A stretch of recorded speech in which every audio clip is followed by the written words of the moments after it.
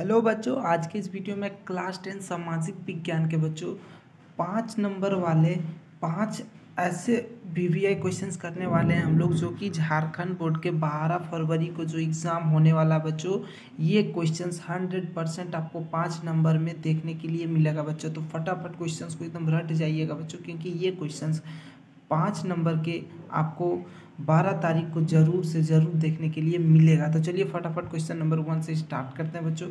उससे पहले आप लोग बच्चों प्लीज़ चैनल को सब्सक्राइब करें, वीडियो को लाइक करें और वीडियो को अपने दोस्तों में शेयर जरूर कर दें बच्चों।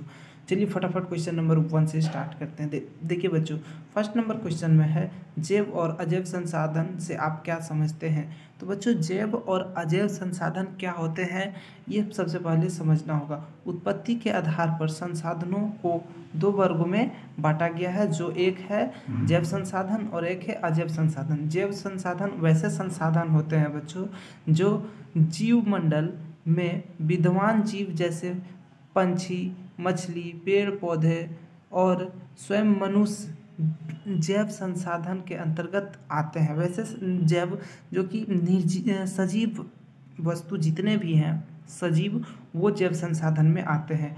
इनमें अनुकूल प्राकृतिक परिस्थितियों में संतान उत्पन्न करने की क्षमता होती है।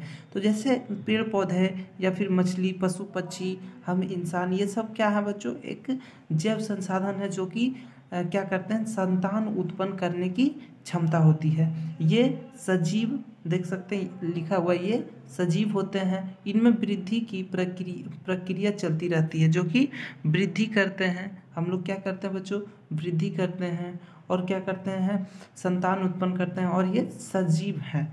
इसलिए हम लोग तो जैव संसाधन का उदाहरण आप लोग समझ गए होंगे। अब देखते हैं हम लोग अजैव संसाधन। अजैव संसाधन वातावरण में पाए जाने वाले सभी निर्जीव पदार्थ, जो भी निर्जीव पदार्थ है, जैसे खनिज, चट्टानें, मिट्टी, नदियाँ, पर्वत, इमारत, अजैव संसाधन कहलाते हैं। इनमें वृद्धि नहीं होती है।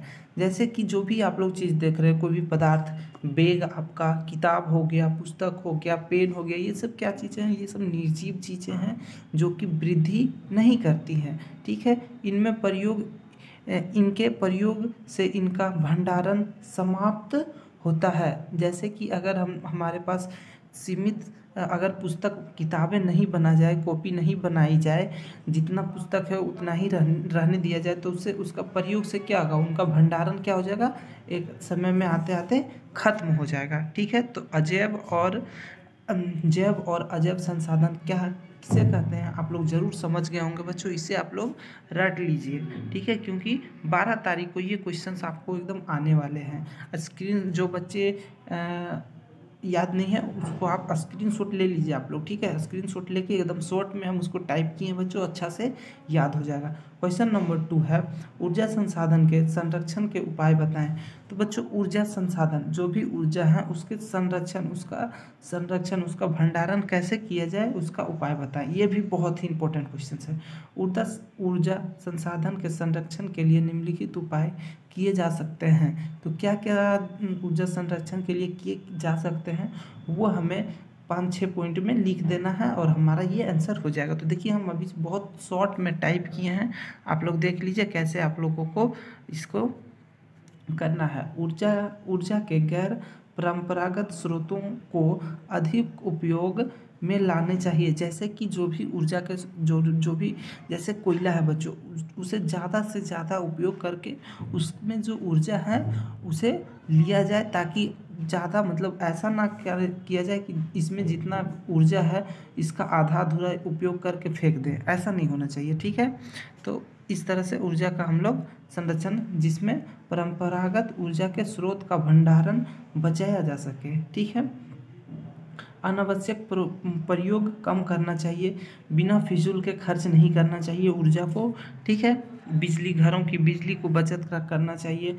गैस, जो घरों में खाना पकाए जाते हैं उसका बचत करना चाहिए। ये सब क्या है, ऊर्जा संरक्षण के उपाय हैं। सार्वजनिक परिवहन का ही प्रयोग किया जाना चाहिए। जैसे कि सार्वजनिक, जैसे बस है बच्चों, बसों का यूज़ करना चाहिए। उसमें कम पेट्रोल में ज़्यादा लोग जा सकते हैं तो उन सब चीज़ों का उपयोग करना चाहिए, ना कि थोड़ा सा हमें काम है तो बाइक निकाल लिए, कार निकाल लिए, साइकिल से भी जा सकते हैं, पैदल भी कर सकते हैं। तो ये सब ऊर्जा संरक्षण के स्रोत हैं। ठीक है, खाना से कोयला या पेट्रोलियम निकालने के लिए खदान जो होते हैं बच्चों, निकालने के लिए तकनीक और विकसित करना चाहिए, जिससे कि खनन के समय बड़ी मात्रा में ईंधन नष्ट ना हो पाए। जैसे कि कोयला जब निकाला जाता है, पेट्रोल जब निकाला जाता है, तो उस समय अभी की जो तकनीक है उससे कोयला और पेट्रोलियम बहुत ज़्यादा बेकार हो जाता है। इसलिए तकनीक को और विकसित करना चाहिए ताकि बेकार ना होने दिया जाए। ठीक है, 5वां पॉइंट है, जहाँ तक संभव हो बिजली बचाने का प्रयास करें, ऊर्जा की बचत ही संरक्षण है। तो कितना इजी वे में हम यहाँ पे टाइप किए बच्चों। ठीक है, 3 नंबर क्वेश्चन देखते हैं। जर्मनी के एकीकरण की प्रक्रिया का संक्षिप्त विवरण प्रस्तुत करें। जर्मनी में जो एकीकरण हुआ था बच्चों, उसे संक्षिप्त में हमें टिप्पणी करना उस पर। ठीक है, शिक्षकों एवं विद्यार्थियों ने जर्मनी के एकीकरण के उद्देश्यों से ब्रुसेनसेफ्ट नामक सभी स्थापित की। ठीक है, वाइमर राज्य का येना विश्वविद्यालय राष्ट्रीय आंदोलन का केंद्र था। 1834 में जर्मनी व्यापारियों ने आर्थिक व्यापारी समानता के लिए प्रसास के नेतृत्व में जालबेरिन नामक आर्थिक संघ बनाया, जिसने क्या किया, राष्ट्रवाद प्रवृत्तियों को बढ़ावा दिया। 1848 ईस्वी में जर्मन राष्ट्रवाद ने फ्रैंकफर्ट संसद का आयोजन कर प्रसा के जो राजा फ्रेडरिक विलियम को जर्मनी के एकीकरण के लिए अधिकृत किया, लेकिन फ्रेडरिक द्वारा अस्वीकार कर देने से एकीकरण का कार्य रुक गया। फ्रेडरिक की मृत्यु के बाद विलियम प्रथम प्रसा का राजा बना। ठीक है, जब उसका मृत्यु हो गया तो क्या हुआ, विलियम प्रथम प्रसा का राजा बना।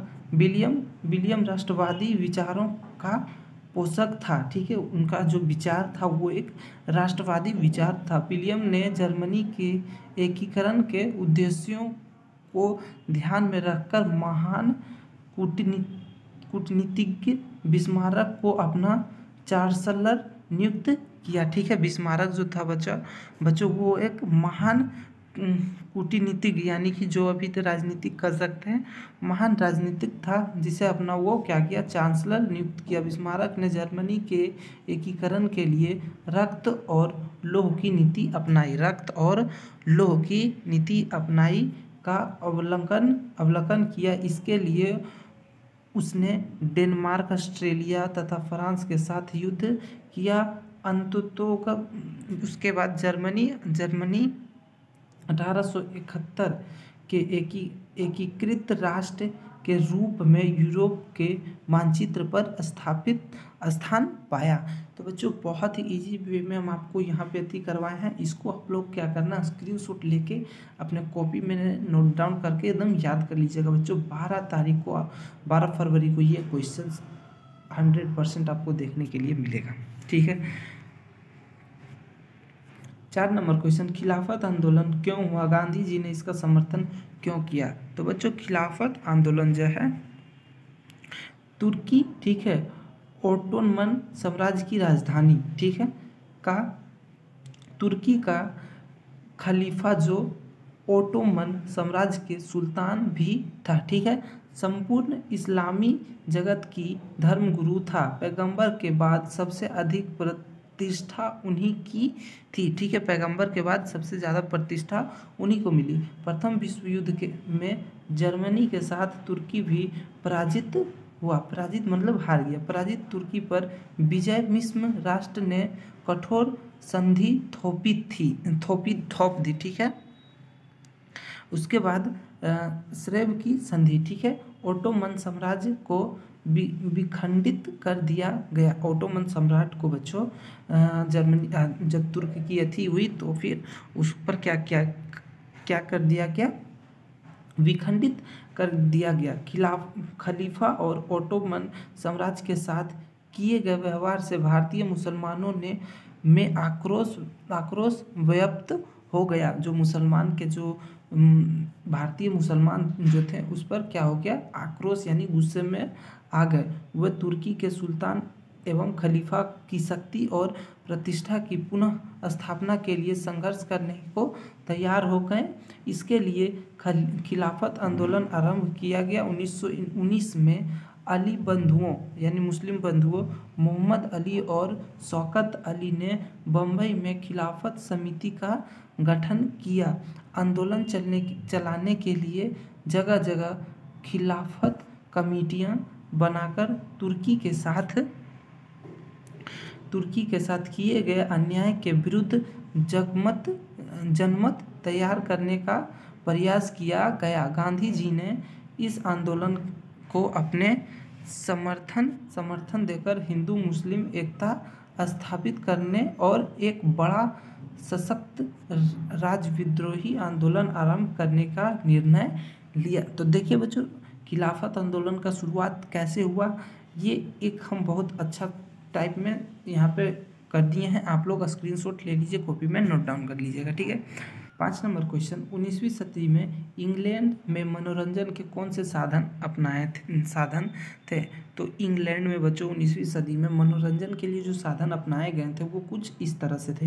19वीं शताब्दी में इंग्लैंड के शहरवासियों के लिए शहर के जो लोग हुआ करते थे विभिन्न प्रकार के मनोरंजन की व्यवसाय की गई। मशीनी जीवन व्यतीत करने के साथ साथ रविवार एवं छुट्टियों के दिनों आराम और मनोरंजन के व्यतीत करने के लिए समाज के विभिन्न वर्गों ने अलग अलग रास्ते ढूंढे। 18वीं शताब्दी के अंत के दशक में 3-4 सौधनी एवं संभ्रांत परिवार के लोग के मनोरंजन के लिए ओपेरा रंगमंच और शास्त्रीय संगीत के सांस्कृतिक कार्यक्रम आयोजित किए जाते थे। छुट्टी और रविवार के दिनों में ये सब चीज़ें किए जाते थे। 19वीं शताब्दी में मनोरंजन का एकमात्र प्रमुख केंद्र शराब खाना था, ठीक है बच्चों। शराब खाना 19वीं सदी में मनोरंजन के लिए सबसे मतलब क्या था, मनोरंजन का शराब खाना, शराब का जो दुकान हुआ करता था वो मनोरंजन का सबसे बड़ा केंद्र था। 19वीं शताब्दी में रेलवे का आरंभ होने के पूर्व शराब खानों में लोग घोड़ा गाड़ियों से आते थे, ठीक है। घोड़ा गाड़ी जो बैलगाड़ी हुआ करता था बच्चों, बैलगाड़ी घोड़ा गाड़ी इन सब चीज़ों से शराब खाने लोग आते थे। कब आते थे बच्चों, जब उस समय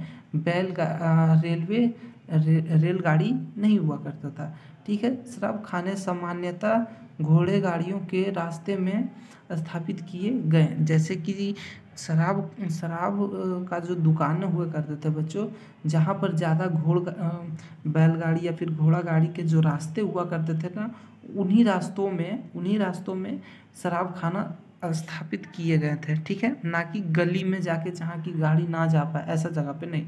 इनमें मुसाफिर आकर ठहरते थे, ठीक है, और रात्रि विश्राम भी करते थे। ये मुगल कालीन भारत में प्रचलित सराय के समान थे, ठीक है।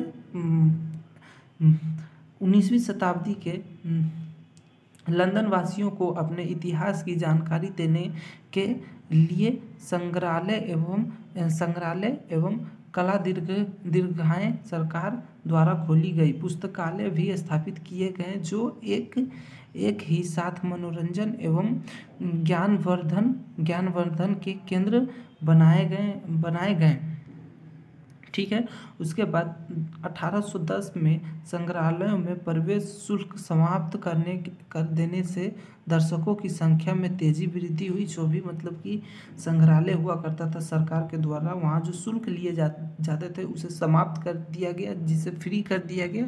तब लोगों की जो संख्या है वो ज़्यादा लोग जाने लगे। समाज के निम्न तबके के लोग अपने मनोरंजन के लिए संगीत सभा का आयोजन करते थे। जो मतलब कि समाज में निम्न वर्ग के लोग हुआ करते थे, वो मनोरंजन के लिए संगीत सभा का आयोजन करते थे।